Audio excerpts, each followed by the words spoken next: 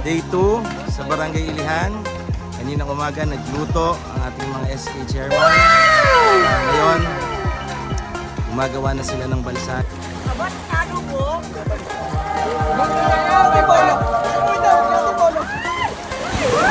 Oh no! Gamit ang mga natutunan sa Boy Scout. At tingnan natin ang isa sa unang nakakumpleto. Halos unang makakabuo ng kanilang balsa. Okay. Sama yung mga tying, lashing na natutunan sa Boy Scout. Tingnan natin.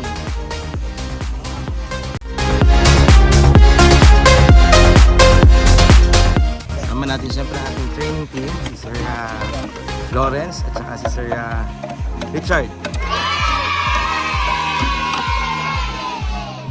May nag-aasikaso ng tali. Yung SK. Ano yung tali mo? Gawa saan yan?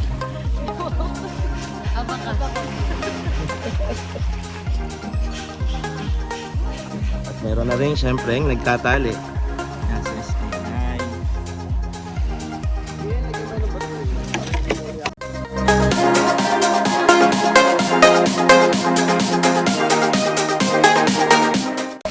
Nagdadaluhan na nila ang hati para mapabilis ng kanila.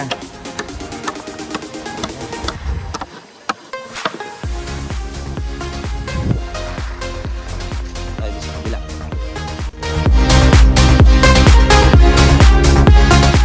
Sabi natin ang ating mga taga-office.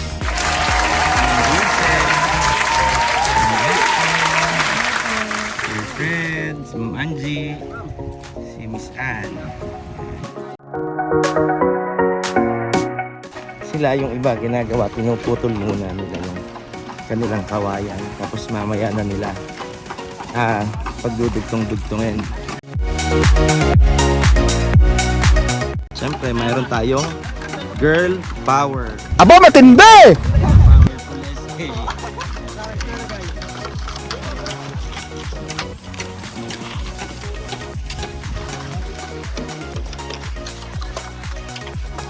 Mukhang para hindi masalugsog. Ang tawag sa Batangas ay parang hindi masalugsog. Linter.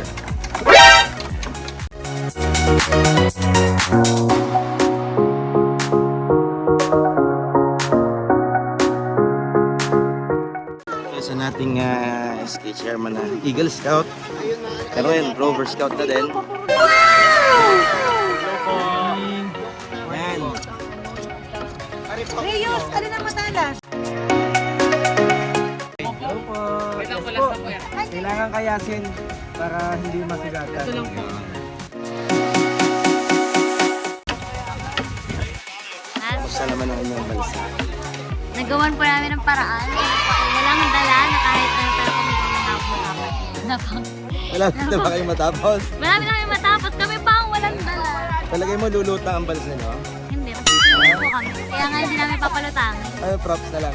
Props lang, para mag-stream. Charot lang po.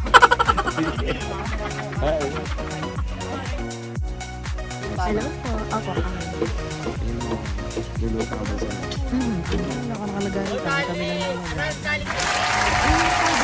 Kaparaan ng mga Rover Scouts. Kaya, sino kinausap niyo? Yung matanda ko, sabi ko na matanda sa amin, sino ba kayo?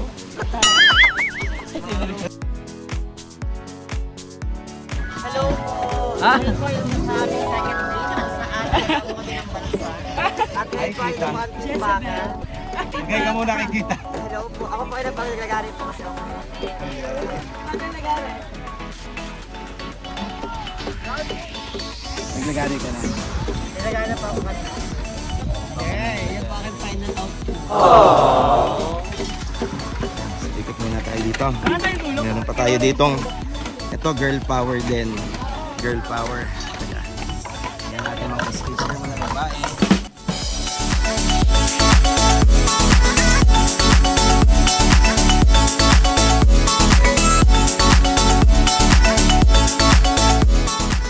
Kasama natin ang ating train team.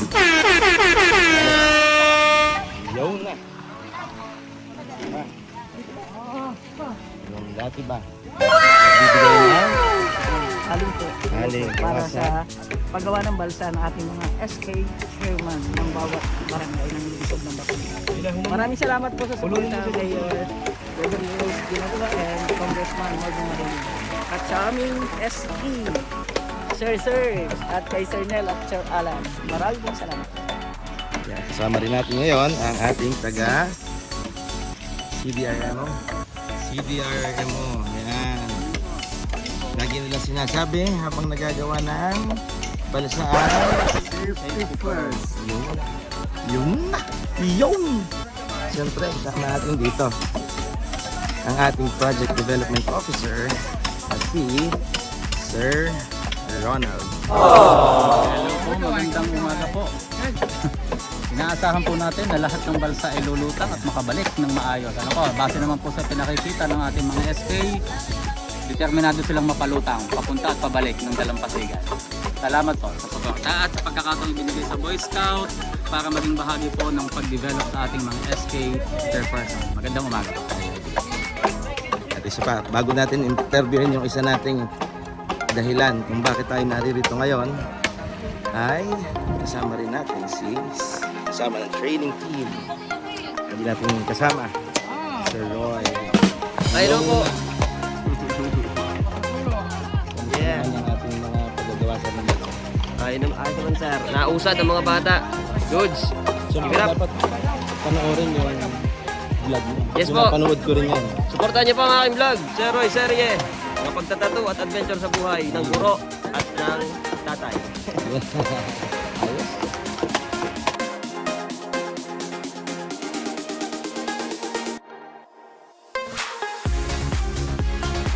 Kausapin natin si SK. Kasi nakikita natin yung kanilang nagtatali na sila. Ginayat muna nila ang kanilang kawayan. Kawayan. Kami po ay swerte dahil ang kasama po namin ay mga taga-isla. Yun. Anong ini-apply natin dyan? Na nut. Yun. Yung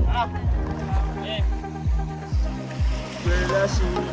ang tawag? Ito po, square lashing ang ginawa. Square lashing. Ilan yung sa inyo? Alin? Yung lashing. Ang ilan po? Naging first station po kami. Yung station nila. Tapos, dumaan din sila sa Nothing po. natin. Sa mga station na yun, anong pinakagusto ng station? Nung nagluto po ng egg. Magluto sila ng egg. Madali lang magluto ng egg. Using paper po. Tapos po oil. Alam mo Parang yun? maging parchment paper po yung ordinary na bond paper yung nilagyan ng oil. Kailangan Kaya naging ano po siya sa heat. pumunta kayo kay SK kung paano nyo. Hindi siya matuto. So, paano magluto ng itlog sa papel? Yung look sa papel. At pwede kang magluto ng papel doon. Kaya po siguro. Kaya po siguro. Sa activity. Ayun. Sana lumutan ko. Sadyang may gat yan, dudugtungan pa. Dudog po. Bukas silang isa sa contender sa unang makakatapos ng bansa.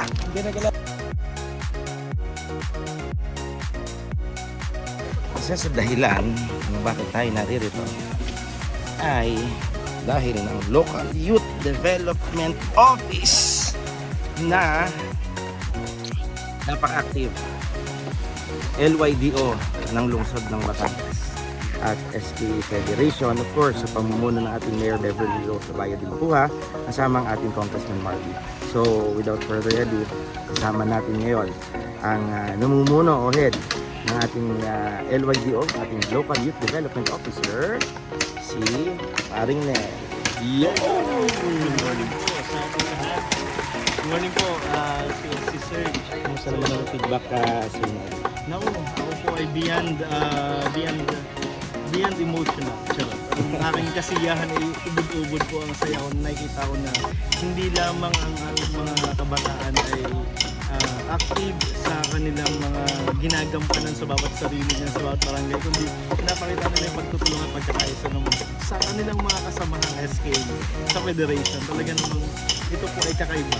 Best experience as of the moment para sa mga youth leaders natin. Of course. Grabe. Pero sila hindi hanggang ngayon. Okay? Ang Boy Scout lang ang hanggang ngayong second day. So maya-maya kami magpapaalam na sa ating kasamahan at nakakatuwa isang pribilehiyo at isang honor ang makasama ng LYDO sa ganitong camping activity dahil sila ay 3 days. Yes, so, talaga ang aking puso ngayon ay magkahalong masaya at malungkot. Masaya po kasi syempre nagkasama-sama po tayo ng PSP Batangas City Council. So ng ating Mayor Beverly Rose Samuan Congressman Marvin Marinho. Pero at the same time malungkot. Ang ganda yung dapat in-extend na hanggang it's so matapos. Pero Madali na yan. Rover Scouts. Rover Scouts na. talagang gagawin natin ng paraan para masundan to. Hindi ito ang una at huli, ito ay simula pa lang. Ayan. Siyempre, pasalamat din tayo. Nandun lang nag-aayos kayo sa ating campsite. Ang ating dalawa rin sa susi sa activity ito. Kasama ang ating paring tropa din natin, si paring John Alan Cantre at si Marcus. Yes po, President Marcus Castillo, ating Escape Federation President. Ayun. Ang maganda po naging effort at yung tie-up, yung team-up ng lahat-lahat po. Talagang this will not be possible kung hindi nagtulungan ng bawat isa. Kaya saludo po. Saludo po sa lahat. Hopefully, sa oras kung magkaroon man ng ilalayo ng layong-layo, magkaroon man ng kagipitan, hopefully, ang ating mga chairman, ang ating mga SK chairman ay marunong, nakakaalam. Kasi especially yung log tying, yung mga lashing, ganyan. Kailangan natin yung mga ropes kapag may disaster. Sabi ko nga, in times of great calamities, in times of war, wala tayong push button. Kaya back to basics lang tayo mga kaskat.